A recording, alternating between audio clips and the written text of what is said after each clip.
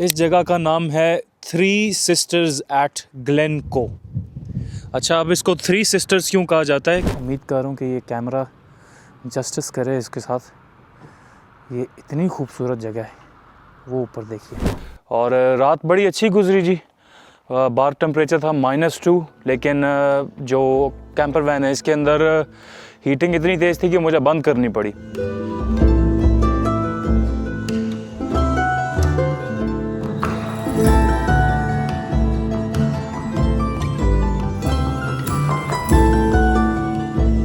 तो कैसे हैं जी आप सब? उम्मीद करता हूँ खैर खैरियत से होंगे। Welcome back to my YouTube channel. और आप लोगों को लास्ट वीडियो में आपने देखा होगा कि मैंने पार्क अप किया एक बड़े रिमोट से स्पॉट में। आप मेरे पीछे देख रहे होंगे इस वक्त नज़ारा। और रात बड़ी अच्छी गुजरी जी।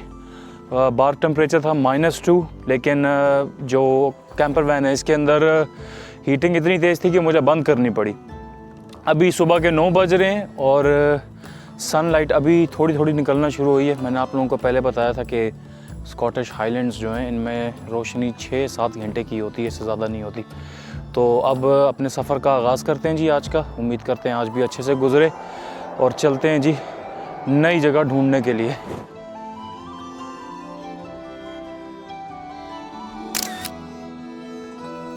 जी तो इस वक्त वैन के अंदर मौजूद हैं हम, और मैं आपको कहा ज़रा सा दिखा दूं वैन के अंदर की सिचुएशन। तो बेड अगर आप मेरे पीछे देख रहे हो तो मैंने उसकी सारी बेडिंग हटा दी है, और मैट्रेस आपको नज़र आ रहा होगा। इस मैट्रेस ने मेरी एक्सपेक्टेशन को एक्सीड किया है। मैं नहीं उम्मीद कर रहा था कि ये इतना कंफर्टेबल होगा, लेकिन बहुत ज़्यादा कंफर्टेबल रहा है। रात को नींद बहुत अच्छी आई है इस पर।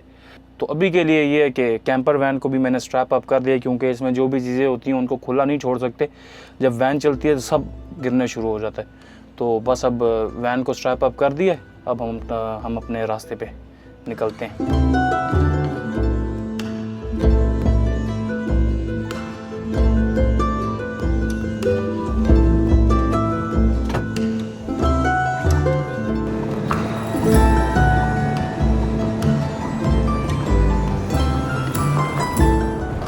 तो जी हम सफ़र पर निकल चुके हैं, और आप मेरे आसपास देख रहे हैं कि कितना खूबसूरत नज़ारा है। सामने मुझे एक छोटा सा टाउन नज़र आ रहा है, मेरे ख़्याल से इनवरारे है ये। हाँ, सामने लिखा भी आ गया ये इनवरारे है। और अच्छा, ऐसी रोड पे वैसे अमूमन ऐसी रोड्स पे ट्रैफिक लाइट्स नहीं होती, मतलब अच्छा ये सामने ब्रिज है, इस वजह से शायद बनाई हुई है उन्होंने।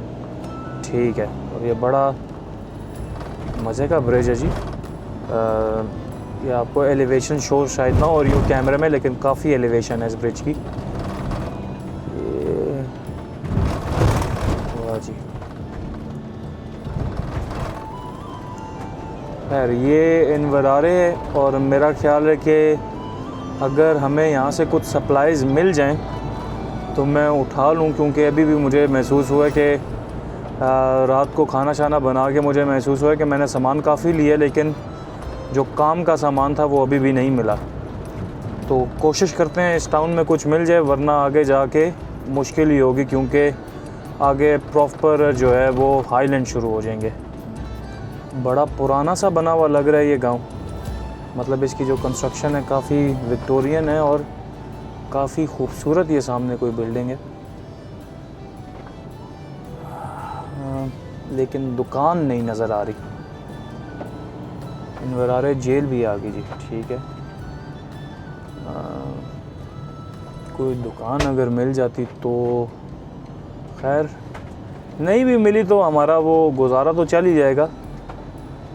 तो अब मेरा दिल नहीं है कि मैं यहाँ पे रुक के ढूंढूं, क्योंकि सब बंद है। सुबह सुबह का टाइम है, और मैंने आपको बताया हॉलीडे सीज़न चल रहा है, तो ये इस टाइम सोए हुए ही होंगे सब, या फिर ये छुट्टी पे ही होंगे।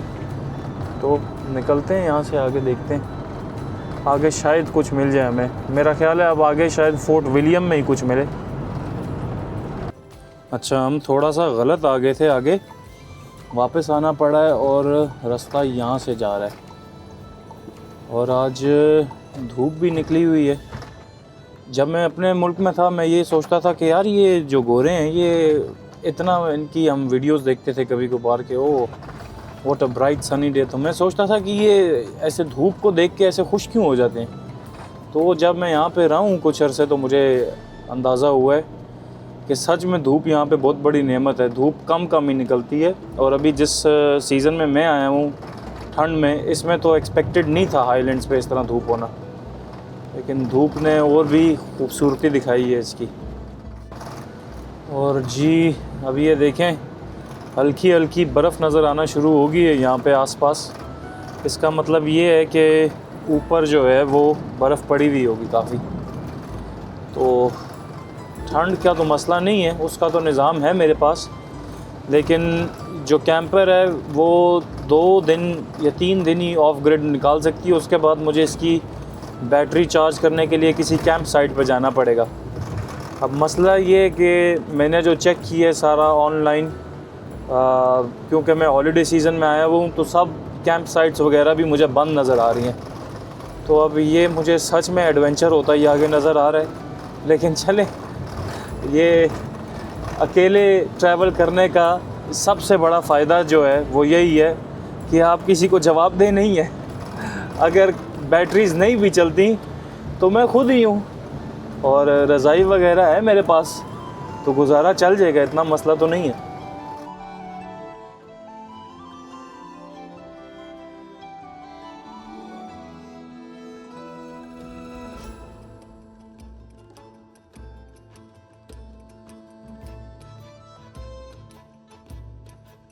तो जी अगर आपने मेरा लास्ट व्लॉग देखा हो तो उसमें मैंने आपको एक्सप्लेन किया था कि जो स्कॉटिश हाईलैंड्स हैं, इनकी लोलैंड्स स्कॉटलैंड से तो हिस्ट्री अलग है ही है, लेकिन अगर आप ओवरऑल ब्रिटेन से करें तो टोटली डिफरेंट है।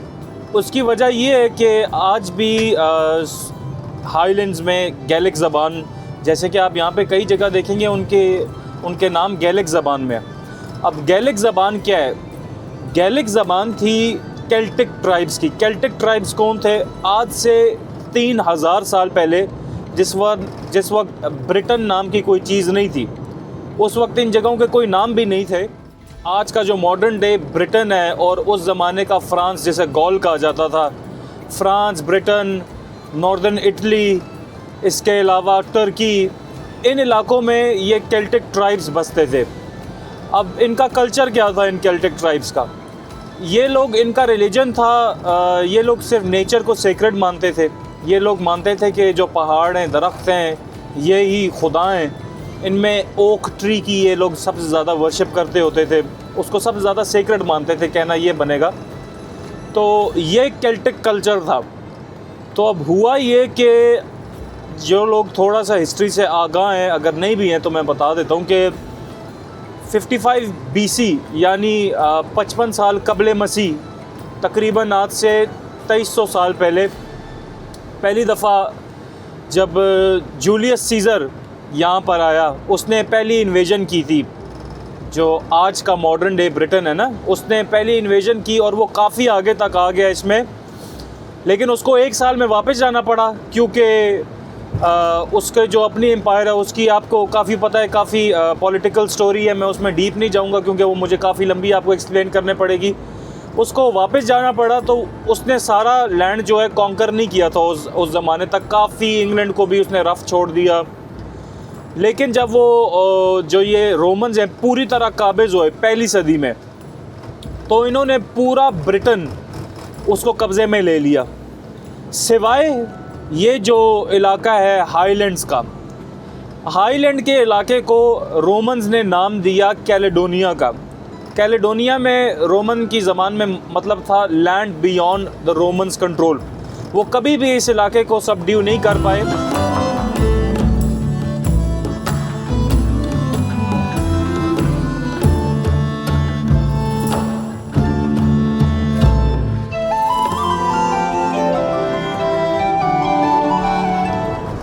तो ये मैंने आपको सरसरी सी हिस्ट्री बताई है हाईलैंड्स की। इसका मुझे हाईलैंड्स का इसलिए इसने इतना अट्रैक्ट किया अपनी तरफ, क्योंकि जो इनकी सरफेस एरिया पे हिस्ट्री है वो तो बहुत इंटरेस्टिंग है ही है, लेकिन ईच लोकेशन ईच लोकेशन जो मैंने अभी पिन पॉइंट की हुई है इस पूरी जर्नी के लिए, आप पूरी जर्नी में मेरे साथ बने रहें, तो हर लोकेशन की अपनी बहुत गहरी हिस्ट्री है, क्योंकि ये थाउजेंड्स ऑफ ईयर पुरानी सिविलाइजेशन है। और इन लोगों के साथ नेकी ये हुई कि रोमी जो हैं वो पहली सदी में, जैसे मैंने आपको बताया कि पहली सदी में आ गए, वो ब्लेसिंग इन डिस्गाइज में उसको इसलिए बोलूँगा क्योंकि रोमन्स की एक आदत थी कि वो लोग लिखाई पढ़ाई में बहुत आगे थे, इसलिए उन लोगों ने जो रिकॉर्ड्स बना कर रखे, उन्होंने जो किताबें लिखी वो आज तक दुनिया के पास मुयस्सर है।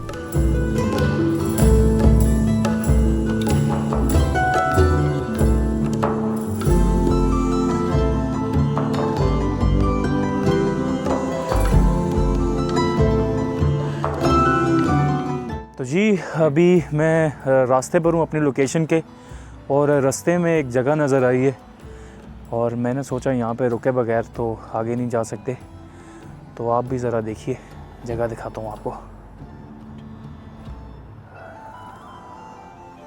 वो देखिए जी, वाह यार, ये मैं उम्मीद कर रहा हूँ कि ये कैमरा जस्टिस करे इसके साथ। ये इतनी खूबसूरत जगह है, वो ऊपर देखिए, या अल्लाह, वाह जी वाह।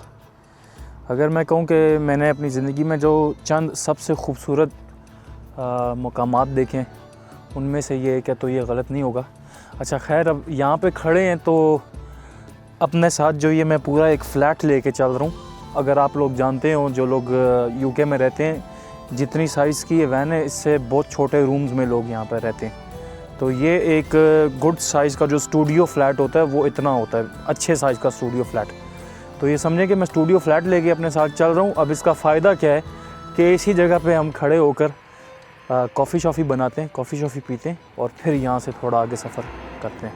तो जी कॉफ़ी बनाने की तैयारी करने लगा हूँ, लेकिन ये खिड़की है मेरे सामने और ये खिड़की से नज़ारा है, वाह जी वाह।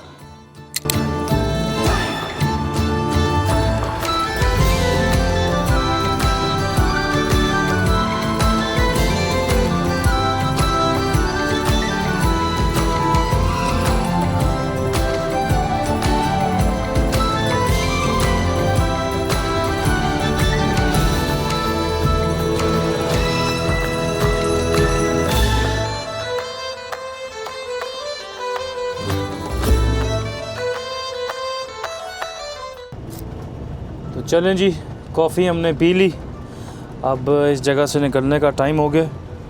अब हम पहुंचते हैं कोशिश करते हैं हम अपनी मेन लोकेशन पे ही ब्रेक मारें। रास्ते में लोकेशंस तो इतनी ज़्यादा हैं कि हर लोकेशन पे ही रुकने का दिल कर रहा है, लेकिन अगर हर जगह रुकूंगा तो वहाँ पहुँच नहीं सकूँगा, क्योंकि जो डे लाइट है वो भी बड़ी लिमिटेड सी है।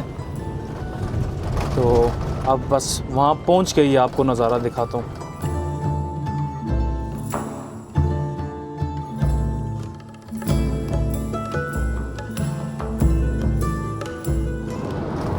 अभी भी हम लोकेशन के रास्ते में हैं। ज़रा मैंने ये देखा, मैं आपको भी दिखा दूं, ये दूर से एक घर ही नज़र आ रहा है और पहाड़ों के बीचों बीच आप देख सकते हैं आसपास कुछ भी नहीं है। मेरे लेफ़्ट साइड पे अभी ज़रा छुप गया है, लेकिन लेफ़्ट साइड पर एक अकेला घर नज़र आ रहा है और काफ़ी सारी गाड़ियाँ रुकी हैं। मेरा ख्याल है सब इसी घर को देखने के लिए रुके। ये अभी आपको मेरे लेफ़्ट पे नज़र आ रहा होगा।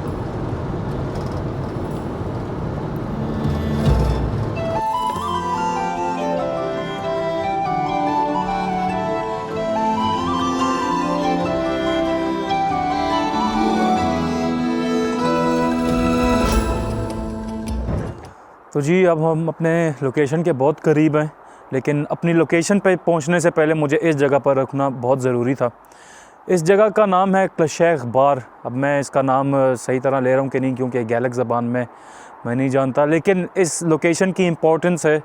अभी आप अपनी स्क्रीन पर एक पिक्चर देख रहे होंगे जिसमें लिखा हुआ है नो हॉकर्स और कैंपबेल्स।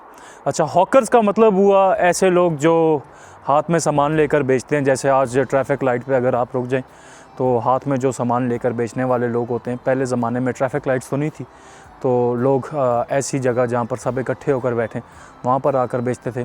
वो तो हॉकर्स हो गए। अब कैंपबेल्स का क्या मतलब हुआ?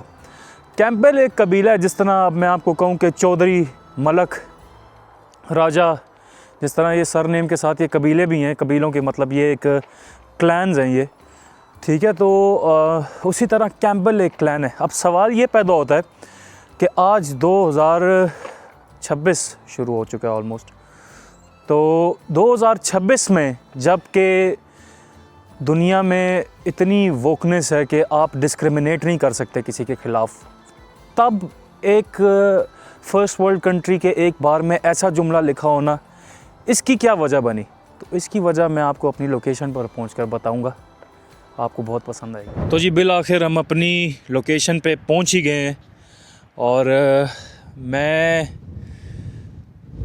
बेहतर है कि आपको दिखाई दूं, बताने से बेहतर है। ये देखिए जी,